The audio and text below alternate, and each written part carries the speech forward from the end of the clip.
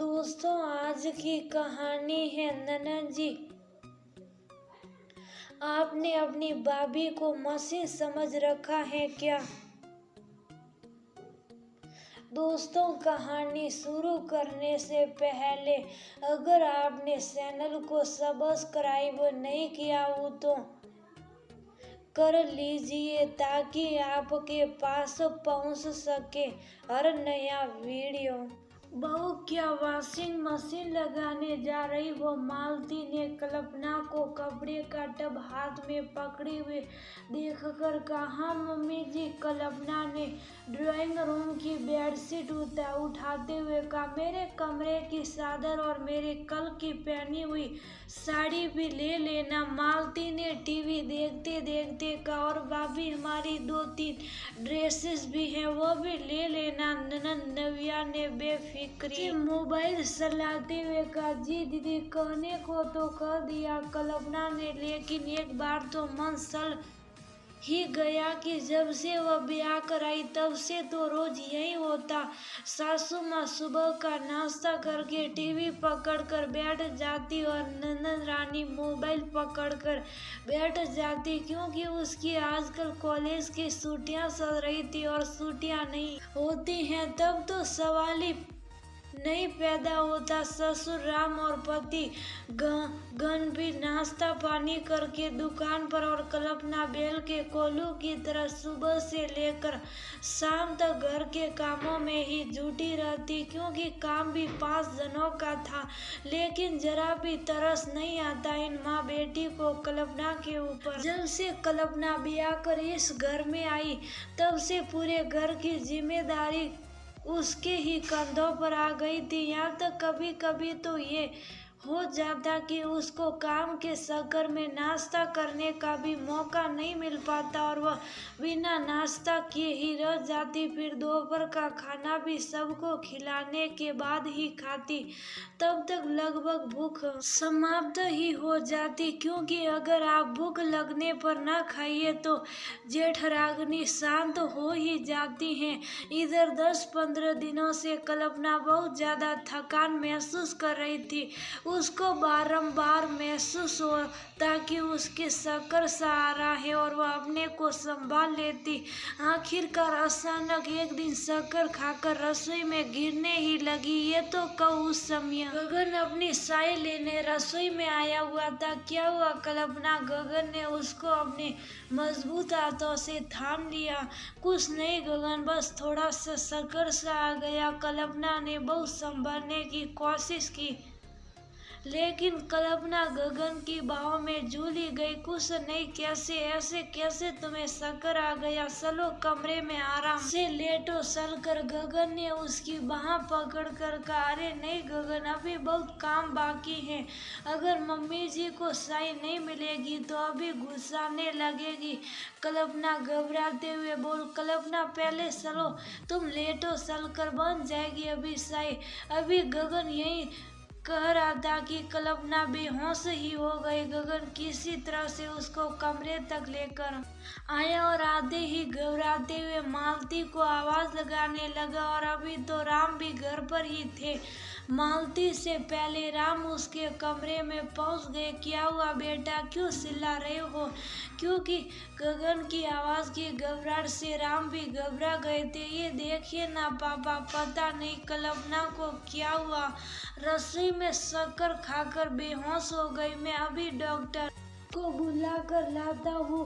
गगन बहुत ज्यादा घबरा रहा था। अरे क्यों इतना चिल्ला रहे हो? ये सब बहुओं के हौसले होते हैं और कुछ नहीं कि काम ना करना पड़े, अभी थोड़ी देर में ठीक हो जाएगी, मालती अपने स्वभाव के अनुसार चिनचिनाते हुए बोली, क्योंकि इस समय तो उसको बहुत जोरों की चाय की तलब लग रही थी। उसको सिर्फ चाय से मतलब था, बहू की परेशानी से बिल्कुल भी नहीं। कैसी बातें कर रही हो मालती, तुम्हारा दिमाग दिमाग सही है या नहीं? बहू बेहोश हो गई और तुम हौसलेबाजी का नाम ले रही हो। कुछ तो शर्म करो, बुढ़ा गई हो लेकिन पता नहीं तुमको कब अक्ल आएगी। राम एकदम से मालती के ऊपर चिल्लाकर बोले। तब तक गगन पड़ोस में ही रहने वाले डॉक्टर विवेक को बुला लाया था, जो कि एक समय से उनके फैमिली डॉक्टर ही थे। आते ही डॉक्टर ने कल्पना का चेकअप शुरू कर दिया। देखिए, ये तो शारीरिक रूप से काफी कमजोर लग रही हैं और आंखों से ये लग रहा है कि ये काफी हद तक एनीमिक भी हैं, डॉक्टर ने चिंतित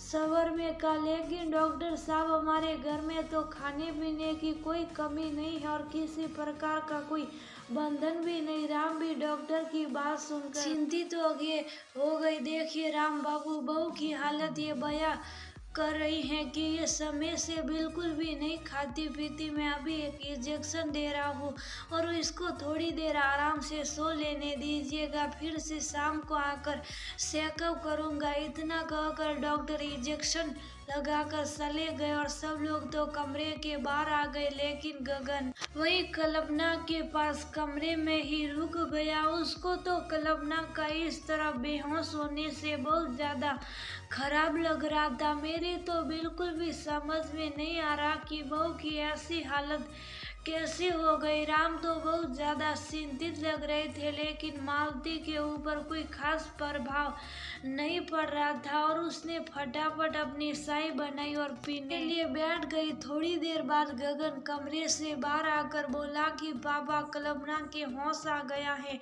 राम तुरंत कमरे में पहुंच गया। राम को सामने देखकर कल्पना उठकर बैठने लगी। लेटी रहो बेटा, लेकिन बेटा एक बात बताओ कि आखिर तुम्हारी ऐसी हालत हुई कैसे? घर में तो किसी प्रकार की कोई कमी खाने पीने की तो है नहीं? राम ने कल्पना से बड़े दुलार से पूछा। अरे काहे को आप उसके पीछे पड़े? हो गया होगा अचानक कुछ, सब तो ठीक हो गई है ना? तब तक मालती भी पीछे से पहुंच गई थी। तुम चुप रहो, राम मालती को डांटते हुए बोले। बहू, मैं तुमसे कुछ पूछ रहा हूँ, क्या तुम अपने खाने पीने का ख्याल नहीं रखती हो?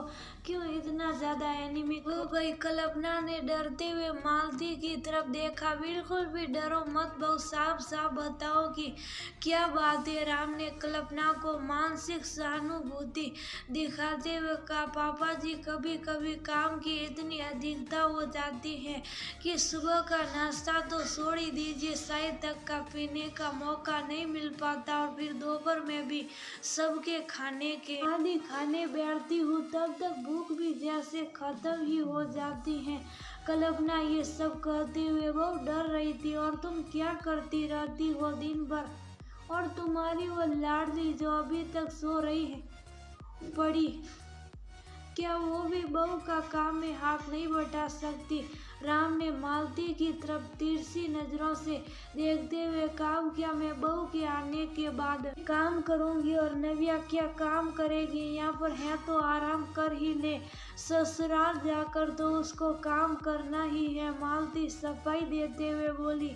तो क्या तुम लोगों ने बहू को काम करने की मशीन समझ रखा है? और काम का तो छोड़ भी दो, तुम लोगों से तो ये भी नहीं होता कि बहू के खाने पीने का ही ख्याल रख लो कि उसने समय से कुछ खाया पिया भी है या नहीं? अपनी बिटिया के पीछे तो थाली लेकर दिन भर दौड़ती रहती हो। आज से ये सब मुझको बिल्कुल भी सुनने को न मिले, वरना मुझसे बुरा और कोई नहीं होगा। समधी जी से कितने भरोसे के साथ कहा था कि बहू को अपनी बिटिया बनाकर रखूंगा, लेकिन तुम्हारी वजह से मैं खुद से आंखें नहीं मिला पा रहा हूँ। राम बहुत ज्यादा नाराज लग रहे थे। पापा, आप चिंता मत कीजिए, आज से कल्पना का ख्याल मैं खुद रखूंगा। गलती मेरी है जो मैंने उसके ऊपर ध्यान नहीं दिया। आज से मैं उसके अपने साथ ही बिठाकर खिलाऊंगा पिलाऊंगा। मुझको तो कल्पना की हालत देखकर बिल्कुल भी अच्छा नहीं लग रहा। गगन अभी भी कल्पना के पास ही बैठा हुआ उसका सिर सहला रहा था। कल्पना जी तो अपने पति और ससुर का प्यार देकर बिल्कुल अभिभूत ही हो गई। मुझको माफ कर दीजिए, अब ऐसी गलती मुझसे बिल्कुल भी नहीं होगी। बहू तुम भी मुझको माफ कर दो। मैं तुमसे वादा करती हूँ कि अब से ऐसा बिल्कुल भी नहीं होगा। हम सभी लोग साथ ही बैठकर खाएंगे पिएंगे। मालती सचमुच शर्मिंदा हो गई और कल्पना का सिर सहलाते हुए बोली, क्योंकि गलती तो उसकी थी ही मम्मी जी। माँ, गलती तो कहीं ना कहीं मेरी भी थी कि मुझको खुद अपना ख्याल रखना चाहिए था। जानबूझकर ऐसी नादानी कर डाली। कल्पना ने मालती का हाथ पकड़कर कहा, अब शुभ साहब थोड़ी देर लेटो, मैं तुम्हारे लिए गर्मा गर्म कॉफी बना कर लाती हूँ, क्योंकि डॉक्टर ने कहा था कि होश में आने के बाद इसको गर्मा गर्म कॉफी पिला देना, आराम मिल जाएगा। मालती कल्पना का हाथ हटाकर बोली और फटाफट जाकर कॉफी बना लाई। चलो अंत भला तो सब भला। अब बहू तुम थोड़े दिन आराम करो और घर के काम पहले की ही तरह मालती संभालेगी। राम ने उठते हुए कहा, बिल्कुल सही कर रहे हैं तुम्हारे पापा जी, थोड़े दिन आराम करो, फिर सास बहू दोनों मिलकर घर का काम निपटवाएंगे। मालती घर के काम संभालने के लिए उठ खड़ी हुई और कल्पना लेटे ही लेटे सबकी फिक्र अपने प्रति देखकर मुस्कुरा